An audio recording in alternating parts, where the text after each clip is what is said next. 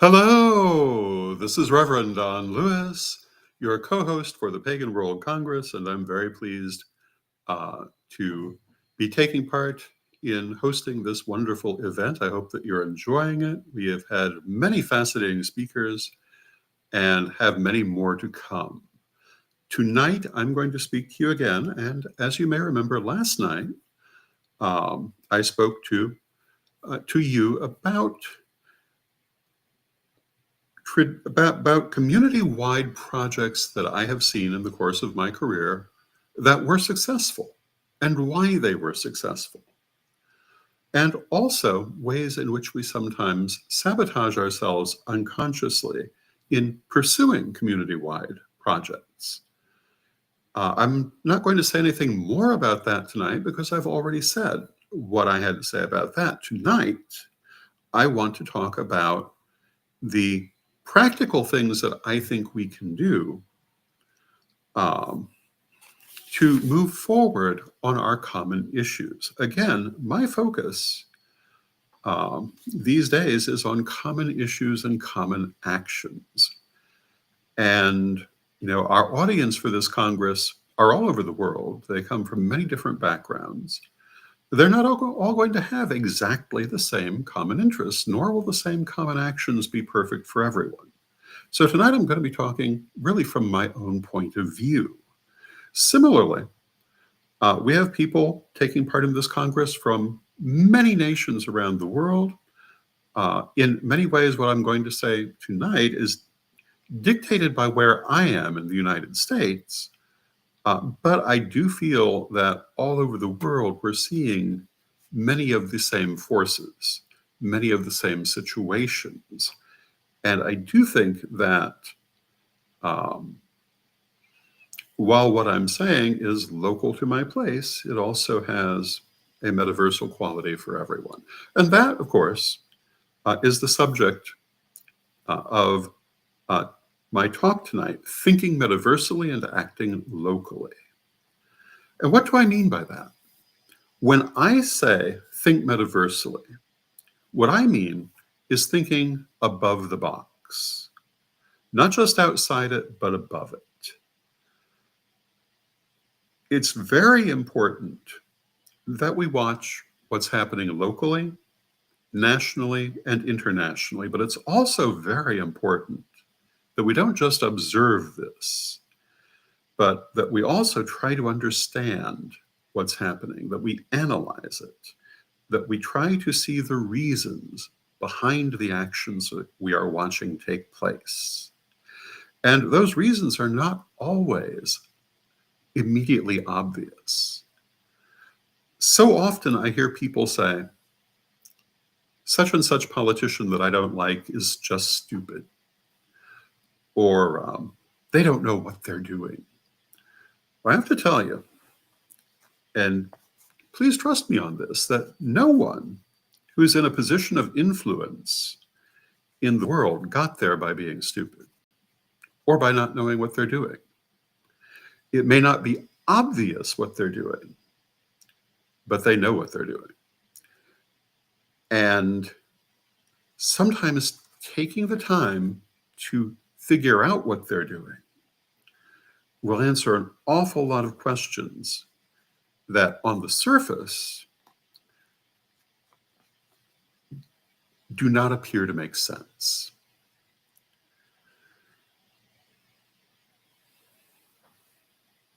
One of the subjects that I have spoken about extensively in the last couple of years is Project 2025.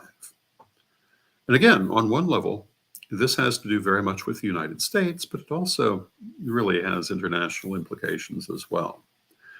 If you're not familiar with Project 2025, it is basically the published plan of the Christian dominionist / Christian nationalist movement for transforming this country. And a lot of people are now familiar with Project 2025, but not necessarily in detail. A lot of people have a very surface understanding of it because it's gigantic. And a lot of what's happening doesn't make a lot of sense to them because they're not actually familiar with the goals of this project, the goals of the Christian dominionist movement. A lot of people make the assumption that the goal is to establish a highly centralized Nazi-style Christian theocracy. But if you look closely at what they've said, that isn't certainly the entirety of what they're trying to do. If that were what they were trying to do, a lot of what they're doing doesn't make any sense. But in reality, a good deal of that plan is actually dedicated not at building a highly centralized administration, but at destroying a highly centralized administration, removing centralized resources and forcing things back onto a more local level, because they know that in many areas, they have a lock on power now, except for national oversight. If they can get rid of that national oversight, their hands will be untied in those areas. There are other areas, of course, where this will not be true, but they're playing a long game. They figure they will get those in time. So what you're seeing happening is not so much the takeover that it in part appears to be, so much as a dismantling. It's not stupid. It's not unintentional. It's very intentional. And why would they be doing this? One of the reasons is because for most of the last several generations, people in the United States in times of crisis have looked to government projects for relief of various kinds in natural disasters, in economic troubles, in terms of our daily lives in many ways. Before the last few generations, those things generally were not available, and people looked instead to local churches. One of the big aspects of Project 2025 is to return a lot of that power to those local conservative Christian churches. If you cannot get food assistance from your government, where are you going to go? You're almost certainly going to have to go to a church, and it's almost certainly, for our people, at present, not going to be one of ours. If you are in need of help after a natural disaster, where are you going to go? Their hope is that you will go to the conservative Christians that back them, because this will give them greater power. This will give them much greater social control. This is why they're dismantling so much of the central infrastructure of this country. This is what I mean by thinking metaversally, not just looking at what's happening, but asking, who does this serve? What is this doing? And not making the assumption that is being motivated by raw emotion or a lack of thought, but understanding that no, there's thought there, just might not be immediately obvious to you. When you understand what they're trying to do, what they're doing is really very insidious. It's certainly not foolish in any sense. It's something we very much must be aware of. It's important to look at everything that we're seeing in this way, not just look at the surface. Look at what are the reasons that people are taking these actions. My altar sister, Lady Bitterwind, who was one of my great teachers in life, used to have a song that she was very fond of. And it included the line, ask yourself, who does this serve? And if the answer isn't you, well, then that's not good. I don't remember the exact line, but that was the sentiment. But everything that you see happening in society is serving someone, is serving some purpose. None of it is happening merely by chance. And so in observing these things, we need to try to be very clear in understanding what people are trying to do. We also need to be clear in what we are trying to do, in what our goals are and what our directions are. When I say that we need to think metaversally, this is what I mean. Now, there are many things that we can do on national and international levels to affect this situation. But I think that it's also very, very important that we focus our actions locally as well. We can involve ourselves in national and international political activism, voter registration, email and letter writing campaigns, things like this. Those certainly are very valuable. But it's also very important that we look closer to home for our actions, especially because many of us can do far more locally than we can do nationally. Some years ago, my good friend and mentor, Pete Pathfinder, told me a story about the foundation of the Aquarian Tabernacle Church's headquarters in Index, Washington. I have never forgotten that story. In fact, I've never forgotten a lot of stories Pete taught me. What Pete told me in that story was that when he first came to Index, Washington, he knew the first thing he needed to do was go out and introduce himself to his new neighbors. And he did that. But he did not go from door to door saying, "Hello, I'm Pete Pathfinder. I'm a witch, and I head the pagan church up the road." No, he went and introduced himself as Pete, your new neighbor, and talked about himself as a person. Look for things they had in common. Let them get to know him first before they found out about the Aquarian Tabernacle Church. The result of this is that when they did find out about the church, they said, "Oh, but that's just Pete. We already know Pete." And it made everything so much easier. This is an example of working locally. Also, touching on the Aquarian Tabernacle, several years ago I received an oracle from the goddess Demeter through the person of the Aquarian archpriestess Belladonna Laveau. This oracle emphasized the importance of finding local sources for food. Now, this was an oracle that I received privately on at least 2 occasions, but it was also a very public oracle that was given many times in many places. And at the time, it didn't really make all that much sense. The idea that in this country we would have any sort of food insecurity was almost inconceivable several years ago. As we look at the rising price of groceries, as we look at the dissolving trade routes internationally, it's not so odd now. When we look at our local community, being in touch with people is very important. Knowing our neighbors, being known is very important. And again, how do we do that? First, as people. Let them know who you are before you let them know what you are. And use language they will understand. Yes, we're all very special, but we're also just ordinary people too.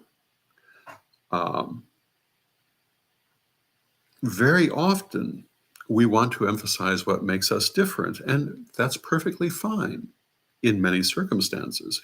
But it's also good sometimes to emphasize what makes us just the same as everybody else, particularly when we're trying to be on good terms with everybody else. As we look at the potential collapse of national resources, of international trade routes, we really need to consider things like food security. As I say, several years ago, when that oracle was being given, it didn't seem like anything we would ever need to be concerned about. But sometimes the gods see the future more clearly than we do. Today, it seems very, very relevant. And how, on a local level, can we impact that? Well, there are several ways. Um, we can act locally in a number of ways to increase our food security. One is by planting a garden of our own and producing, to some extent, our own food and meeting other people who do the same. It can be a garden in our yard if we have one. It can be on our back porch if we don't have a yard. Um, it can be in small potted plants on some occasions, depending what it is you're trying to grow. But there are things we can do to help stabilize our food security, stocking up on items for the future at a time when prices are rising drastically is a very good idea. At a time when we're not sure what trade is going to be in 6 months, it's not a bad idea. I can remember back during Y2K thinking that all the people stockpiling food were being rather silly. But I don't necessarily think it's silly now. I think that we need to be mindful of this sort of thing. And this is something that we can do locally for ourselves to increase our independence, to increase our ability to stand on our own. Another very important thing is to find the local sources of food. And almost everywhere in the United States, there are local sources of food. There are local farmers, there are farmers markets. And they're quite happy to have customers. And even if the prices at the store keep going up, chances are the local prices may not. Even if our trade network is not as good tomorrow as it was yesterday, those local people will still be there. We can also look at things like community gardens, not just gardens we plant ourselves, but gardens we join with other people to plant, particularly also urban gardens. We don't have to be living in the countryside to take a hand in producing our own food. And we really need to be looking at this at this time. This is one of the ways we can act locally to build our own security. One of the common actions we can take for the common issue that many of us may find ourselves facing. There are many other things that we can do locally as well to prepare for uncertain times. One of them is establishing food pantries. I talked about stocking up food for ourselves, but we can also stock it up for our community. We can do that now before it's a more difficult time. It's a little late to be before it's difficult at all, but we can do it now, and we can have supplies ready if things become worse. There are always people who will benefit from it. We can have food pantries for our own community, so if they don't have to go begging to conservative Christian churches if food does become an issue. We can also do things like thrift stores, because food is not the only thing people need. They need clothing, they need housewares. We can establish our own thrift stores to help our people to survive economic difficulties, which, in my opinion, we certainly appear to be heading towards. But we need to do this now. We need not to wait until, as the Rothschilds used to say, the blood is running in the street. We need to do it now while we have some time to put things together so that we are prepared. Because once that Project 2025 is moving still faster than it's moving now, and it's moved way faster than I think anyone expected, a lot of those trade networks are going to collapse relatively quickly because that's part of the plan. They believe that a depression will, again, force people back into their churches. That's part of their goal. We need to be prepared to survive that.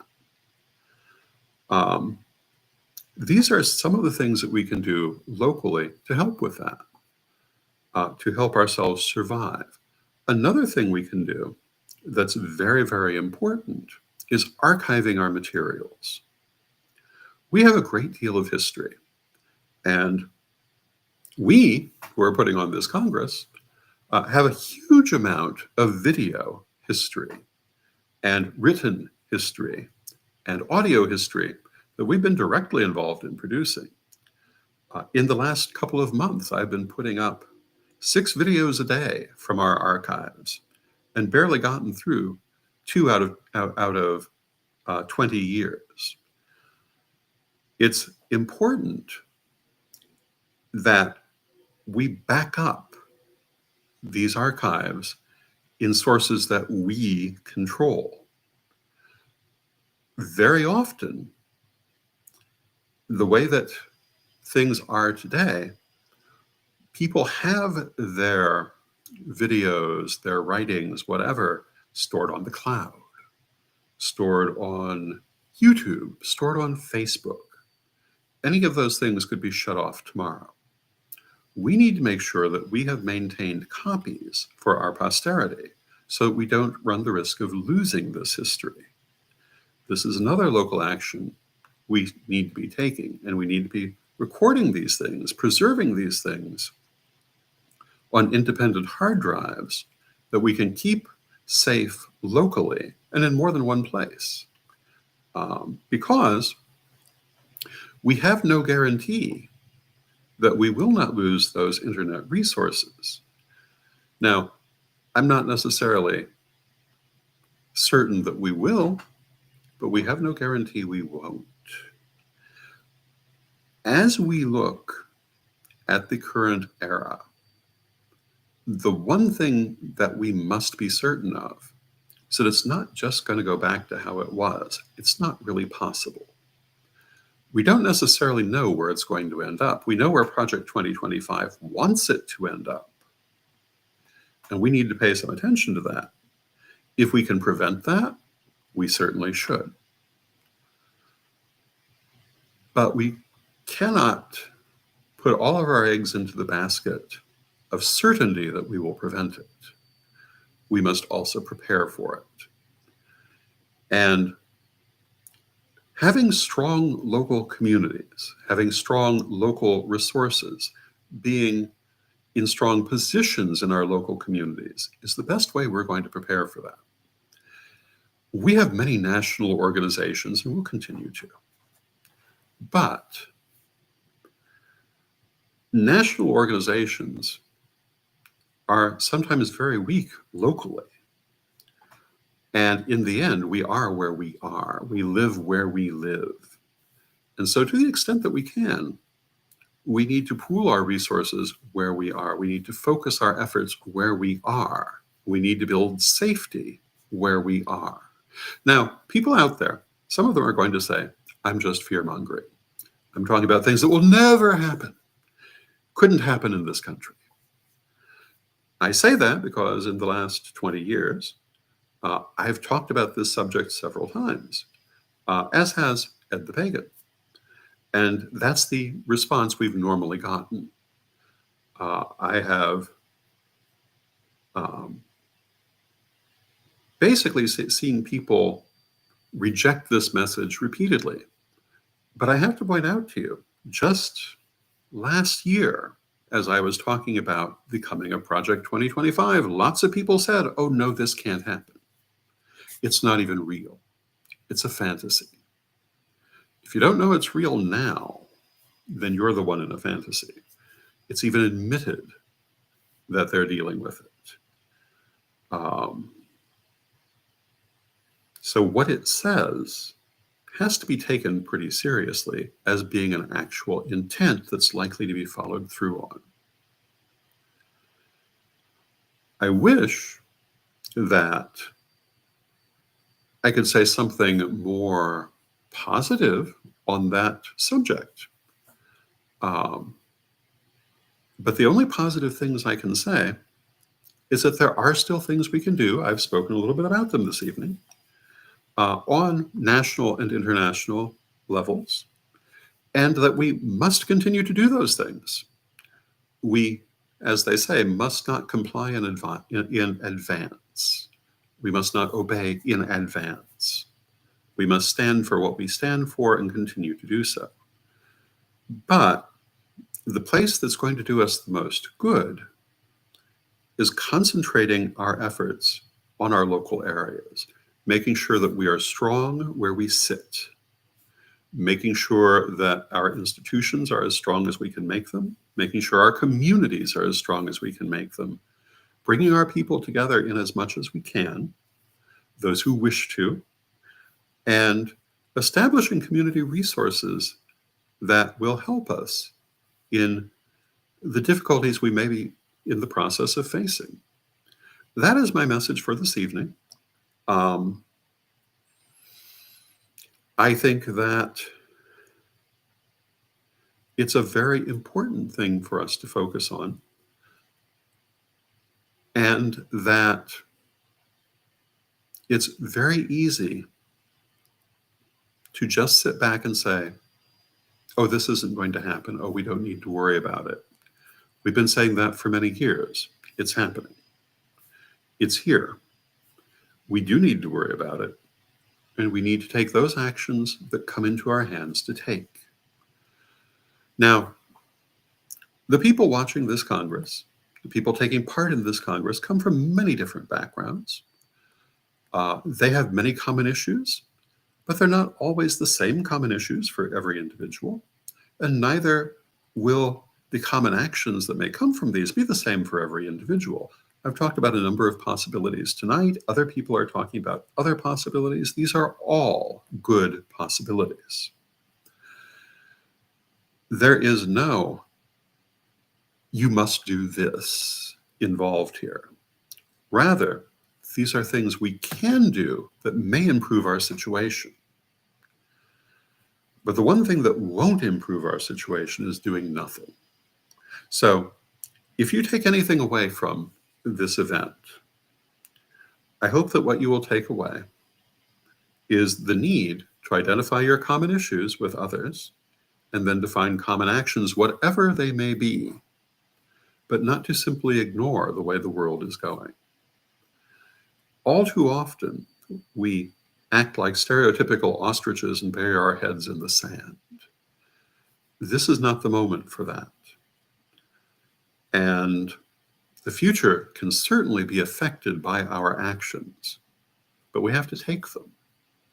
So I ask you to find your actions and take them.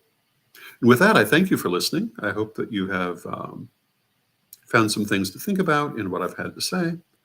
And our next presentation will be at the top of the next hour. It will be the Crystal Web Ritual. I hope that you will join us for that. And again, thank you very much, and I hope that you enjoy.